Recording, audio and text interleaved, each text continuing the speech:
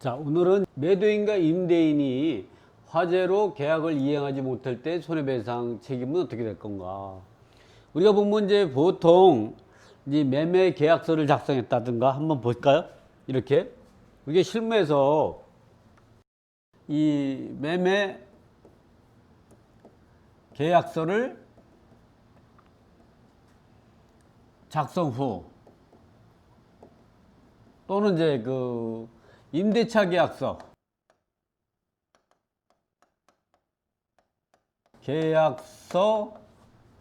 작성 후 어느 단계냐면 계약금 계약은 계약금을 지급하는 걸 우리가 계약금 계약이라고 하고, 그 다음에 중도금,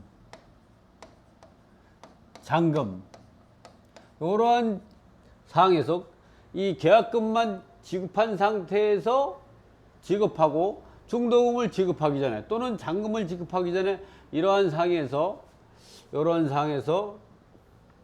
이렇게 1번, 2번 이런 상황에서 계약이 깨졌을 때 그 계약을 이해하지 못하는 상황이 발생할 수가 있어요. 어떤 경우냐면 내가 판 집이 또는 내가 산 집이 화재가 났다든가 그래가지고 매도인이 집을 판 사람이 그 매매 계약을 온전하게 이행하지 못했을 때 그러면 그 매수인 입장에서는 계약금을 지급할 것이고, 반대로 또 임대차 계약에서 보면은 임대차 계약에서 임차인이 임대인하고 임대차 계약을 맺고 계약금을 지급한 상태에서 임대인이 임차물을 임차인에게 제대로 사용 수익할 수 없게끔 할 때는 어떻게 될 것이냐. 그럴 때 그 계약금 상당금을 갖다가 해약금으로 지급하고 계약을 해제되느냐. 그것이 우리가 생각할 때 일반적으로 생각할 때 상식이지만 상식이 항상 우리가 법대로 해석하는 건 아니죠. 그래서 우리가 이제 그러한 경우 이렇게 매매계약서에서 이제 매매계약서하고 계약금을 받은 상태를 계약금 계약이라는데, 계약금을 받고 나가지고 중도금이나 잔금을 지급하기 전에 화재로 인해서 매도인이 계약을 이행하지 못했을 때 이 계약금을 받은 금액의 배액을 상환했느냐. 임대차도 마찬가지죠. 이럴 때 어떻게 하느냐에 대해서 우리가 법적 근거와 그리고 이제 그 손해배상금에 대해서 누가 책임이 져야 되냐 그 부분에 대해서 이제 한번 알아보고, 또 이런 경우가 있죠. 어떤 경우냐면 임대차 계약을 맺고 임차인이 임차물을 사용 수익하고 있는 임대차 계약 기간 내에 임차물이 화재로 손해가 발생했을 때 누가 책임이냐, 이런 것까지 좀 확인해 보도록 하겠습니다. 자, 이 매도인과 임대인이 화재로 계약을 이행하지 못할 때 손해배상은 누가 지는가? 좀 보면은 이와 같이 계약 후 계약을 이행하는 과정에서 부동산이 화재로 나서 계약을 이행할 수 없을 때에는 어떻게 해야 할지를 민법이 정하고 있다. 먼저 누구의 잘못인가를 판단해야 된다. 민법 제 546조를 보면 매도자나 임대인이 불을 내서 멸실되었다면 그로 인해서 이제 이행 불능이 된 경우를 또 볼 수가 있고, 이거는 민법 537조를 보면 매도자나 임대인이 아니고 이웃집에서 불이 나서 옮겨 붙은 경우이거나 원인 불명인 경우에는 채무자 위험부담제를 택하고 있다. 이번에는 민법 제 538조를 보면 매수자나 임차인이 잔금 전에 임대리 공사를 하다가 불이나 멸실된 경우는 채무자 위험부담을 짓게 된다. 이런 내용인데, 이 부분을 갖고 우리가 대법원 판례와 법적 근거를 갖고 한번 보면은 이런 거죠. 첫 번째는 그 이행불능, 이렇게 이행불능 시 계약 해제와 손해배상 책임은 누구한테 있을까? 이행불능과 해제, 민법 제 546조는 채무자, 즉 매도인과 임대인 등이 책임이 있는 사유로 인하여서 불능하게 된 때에는 채권자, 즉 매수인과 임차인 등에게는 채권자는 계약을 해제할 수 있다. 반대로 채무자는 계약을 해제할 수 없고 채권자의 처분에 따라야 한다. 이 말은 항상 계약 이행 불능 시 채무자는 계약을 해제할 수 해제할 수가 없고 계약을 해제할 수 없죠. 이 채무자라는 거는 우리가 계약 위반자, 계약을 이행하지 못한 자, 위반자를 우리가 채무자라고. 그래서 계약 의무자는 왜 채무자냐 그러면 손해배상 책임이 있는 거죠. 계약을 이행을 하지 않음에 따라서 계약 위반에 따른 손해배상을 상대방에게 지급할 의무가 있기 때문에 이런 걸 채무자라고 그러죠. 그러나 채권자는 계약을 위반하지 않은 자, 채무자가 계약을 위반해 가지고 손해를 보게 되는 사람은 우리가 채권자죠. 이런 사람은 계약 해제가 가능하죠. 근데 이럴 때 계약 해제도 잘해야 된다는 거죠. 이런 부분이 우리가 보면 이와 같이 이행 불능 시 계약 해제와 손해배상 책임은 누구에 있는가 이건. 그래서 여기서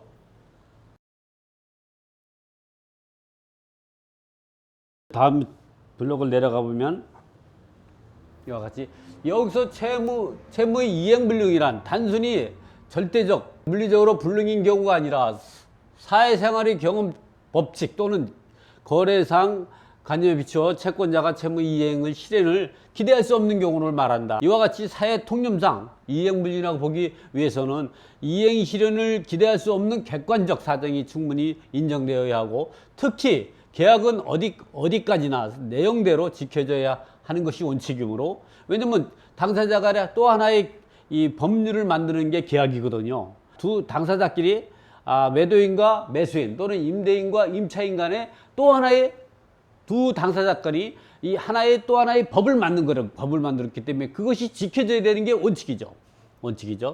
원칙이므로 채권자가 굳이 채무의 본래 내용대로 이행을 구하고 있는 경우에는 쉽사리 채무 이행을 불능이 되었다고 보아서는 안 된다. 이런 것이 대법 2016-2007이고죠. 제가 한번 이런 내용을 요번에 그 이행 불능 시 계약 해제와 손해배상 책임은 누구에 있는가를 한번 2016-2007급 대법원 판결 내용을 보고 한번 확인해 드리죠. 한번 이 내용을 보면은 이제 보면 이렇게 이 대법원 사이트에 들어가면요. 이렇게 대법원 사이트 한번 제가 한번 들어가 볼게요. 이렇게 대법원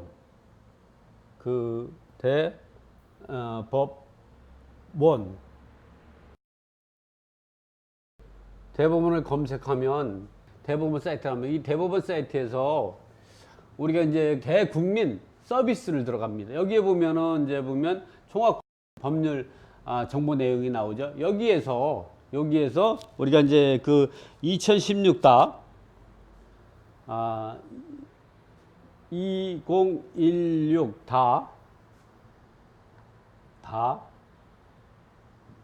그리고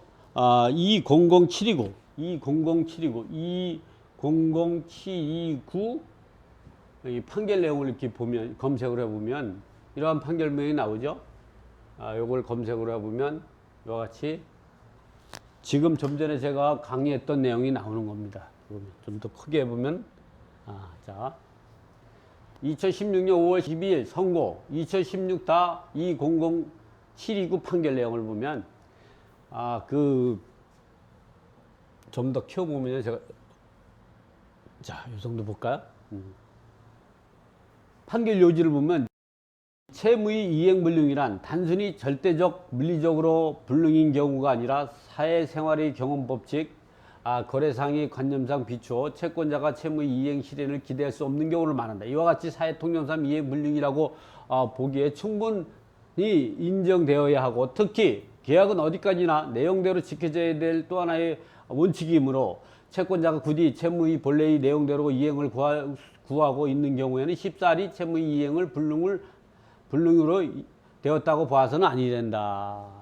민법에서는 타인의 권리 매매를 인정하고 있는 것처럼 타인의 권리 증여도 가능하며 이 경우 채무자는 권리 취득에 관하여 채권자에게 이전하여야 하고 이 같은 사정은 계약 당사자 당시부터 예정되어 있으므로 매매나 증여의 대상인 권리의 유무나 또는 채권자가 채무의 불투명한 사항에서 계약에서 벗어나고자 하는지 아니면 채무의 본래 내용대로 이행을 구하고 있는지 여부 등을 종합적으로 판단 신중하게 결정 내려야 된다. 이런 내용들이 해서 이렇게 대법원 이 판결 내용이 나와 있습니다. 그래서 이런 판결 내용 갖고 우리가 보면 이제 대법관 이제 그 박산옥 재판장님하고 이상원 분이 이제 판결 내리신 거죠. 그래서 이렇게 우리가 이렇게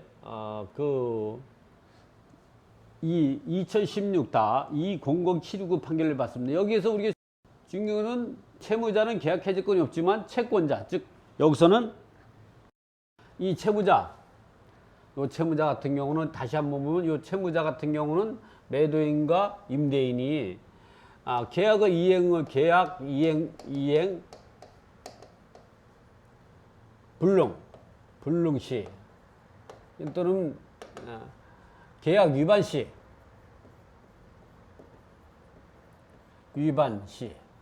뭐 계약금을 지급하지 않았다든가 중도금을 지급하지 않았다든가 이렇게 또는 이제 그 채무자 매도인과 매수인이 그 잘못을 인해 가지고 매매 계약을 이행하지 못했을 때 이럴 때에 우리가 이 채무자라고 이 채무자는 계약 해제할 수 없습니다. 해제할 수 없어요. 그러나 이제 그 채권자 누구냐면 이렇게 채권자는 매수인과 매수인, 그러니까 계약 위반의 상대방은 이 상대방 같은 경우는 계약을 해제할 수가 있는 거죠. 해제가 가능하죠. 그러나 문제는 이럴 때 조심해야 되는 게 뭐냐면 계약을 해제하면 계약은 처음부터 없었던 것이 되는 거죠.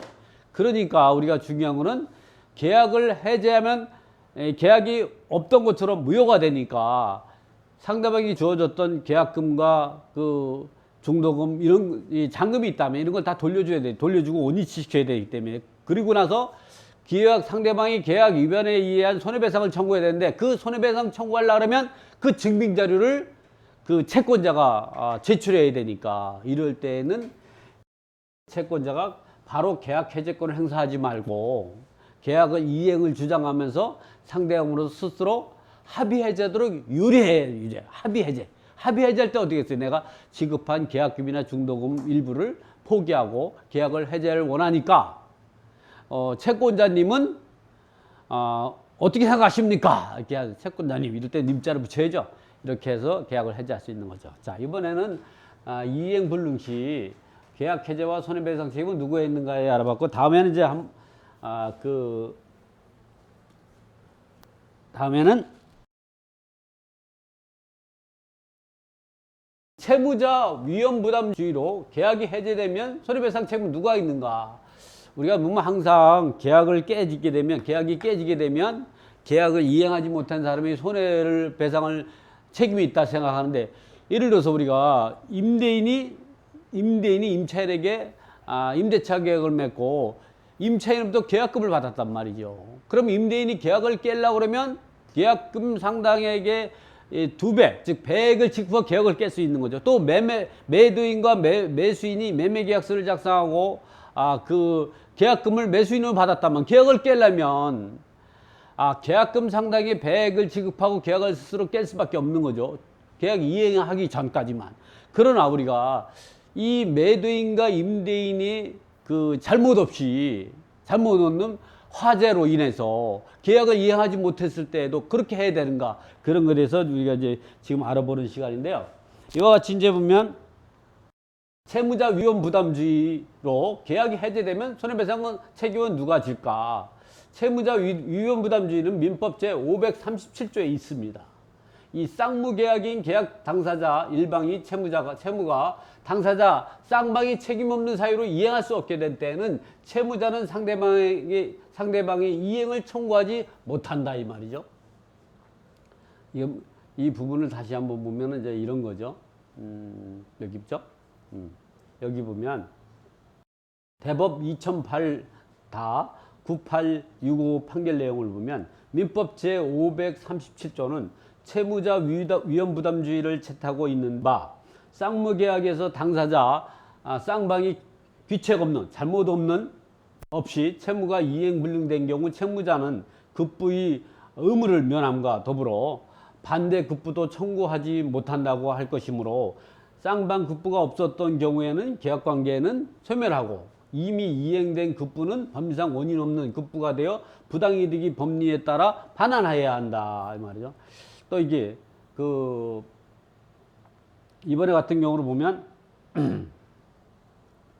이번에는 이제 보면 매매의 목적이 경매 절차에서 매각되므로 당사자 쌍방이 규칙 없이 이행불능에 이르러 매매계약이 종료된 상황에서 위험부담주의 법리에 따라 매도인은 이미 지급받은 계약금을 반환하여 하고 매수인은 목적물을 전미 사용함으로써 취득한 임대상당의 부당이득을 반환할 의무가 있다 이 말이죠. 여기서 우리가 다시 보면 이렇게 채무자 위험부담지를 채무자가 즉 매도인이나 임대인이 그 잘못으로 이행을 못했을 때 그렇다도 우리가 매도인이 잘못에 의해 계약을 이행하지 못하는 게 아니라 어쩔 수 없는 상황. 왜냐면 화재가 났다든가 내가 매매계약 썼는데 경매로 인해서 매각이 됐을 때에는 이 매도인이 계약을 이행할 수 없는 특별한 사정이 있는 거죠. 이럴 때에는 채무자 위험부담주의에 따라서 그 매도인은 이 손해배상 책임을 면하고 단지 매수인에게 받은 계약금 원금만 반환하면 된다는 거죠.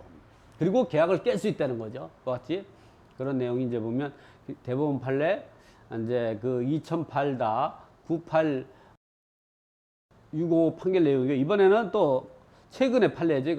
이거는 보면 대법 2016-9643 판결 내용을 보면 쌍무계약에서 계약 체결 후 당사자 쌍방이 귀책 없이 채무의 이행이 불가능하게 된 경우 채무자는 급부의 의무를 면함과 더불어 반대 급부도 청구하지 못하므로 쌍방 급부가 없었던 경우에는 계약관계는 소멸하고 이미 이행한 급부는 법리상 원인 없는 급부가 되니까 부당이익 법리에 따라 반환해야 된다. 그러니까 이 받은 돈만 반환하면 된다는 거죠. 그래서 한번 실무에서는 밑에 것도 마찬가지지만 2016-9643 판결 내용을 한번 좀 되짚어 보죠. 한번 가보면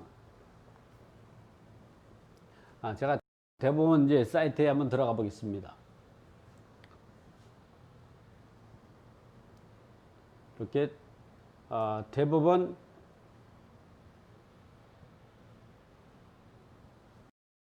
이렇게 해서 대법원 이 사이트에 들어가 가지고 여기에 보면 대국민서비스 들어가면요 종합법률센터가 나옵니다. 여기 종합법률센터에서 우리가 이제 그 경매 이제 사건 번호 2016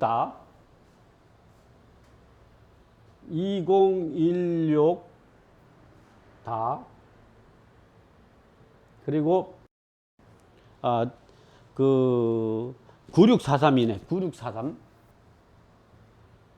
9643 이 내용을 보면요. 이와 같이 판결 내용이 확인할 수 있습니다. 이 판결 내용을 보면 여기서 좀 제가 한번 키우기로 해서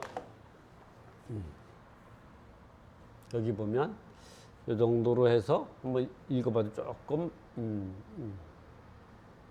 이렇게 여기 내용을 한번 제가 읽어봐 드리겠습니다. 조금 해서 여기에 보면은 이제 글씨가 좀 작겠지만 어쨌든 제가 이 판결 내용을 볼 수도 여러분도 얼마든지 저 여러분 대법원 사이트에 가가지고 종합법률센터에서 지금처럼 확인해서 이 판결 내용 확인할 수 있습니다. 이 판결 내용은 2017년 10월 12일 선고 내용으로 2016-9643 판결 내용인데요.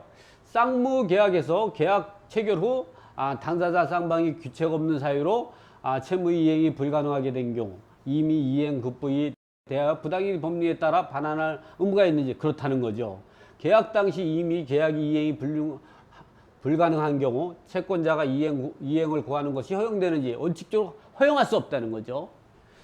이미 이행한 급부가 되어 부당이익 법리에 따라 반환하거나 계약 체결상 과실 책임이 추궁할 수 있는지 그렇다는 거죠. 그 다음에 이제 채무의 이행이 불가능한 이유 및 이행 행위가 법률로 금지되어 그 실행이 불가능한 경우에도 포함되니 그렇다는 거죠. 이 말이 결국 뭐라냐면은 이런 거죠.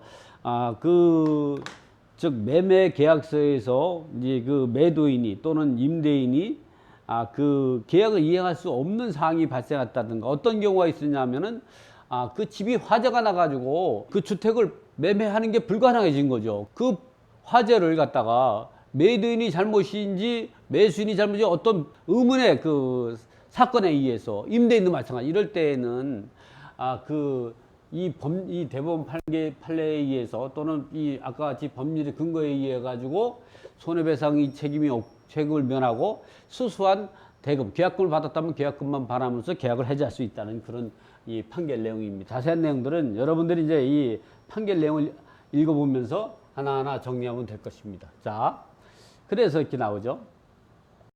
이번에는 채권자 위험부담주의는 계약이 해지되면 손해배상 책임은 누구에게 있는가? 이 채권자 위험부담주의라는 거는 좀 전에 말씀하셨듯이 채권자 위험부담주의라는 거는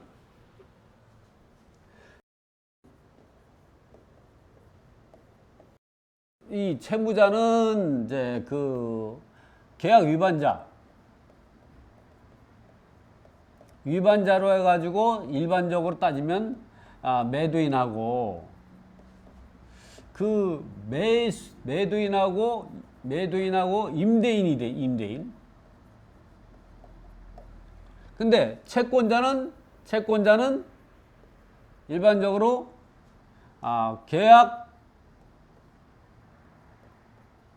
위반을 당한 자. 근데 여기서 말할 때 이 당한 자라고 하면 당연히 손해배상 청구가 있지만 여기서 계약 위반을 당한 자라고 생각할 수 있는 게 아니라 이렇게 계약을 위반자라고 말하는 게 아니라 이럴 때는 채권자는 여기서 말하는 채권자 위험부담주의 말할 때는 계약 이행을 할 수 없는 매도인이나 임대인이 상대방이라고 할 수 있죠. 상대방이 되는 거죠. 이렇게. 근데 여기서 말하는 채권자 위험부담주의는 이런 거죠. 채권자 규책 사유로 인해 이행 불능은 쌍무계약인 계약 당사자 일방이 채무가 그 채권자의 책임 있는 사유로 이행할 수 없게 된 때에는 채무자는 상대방에게 이행을 청구할 수 있다. 채권자의 수령지체 중 당사자의 책임 없는 사유로 이행할 수 없는 경우도 마찬가지다. 이럴 때에는 채무자는 자기의 채무를 면하고 이익을 얻은 때에는 이를 채권자에게 상환해야 된다. 이 말이죠.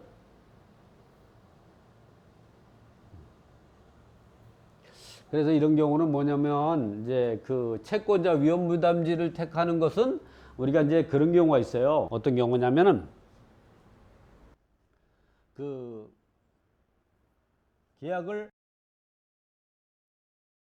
계약이 효력이 발생함.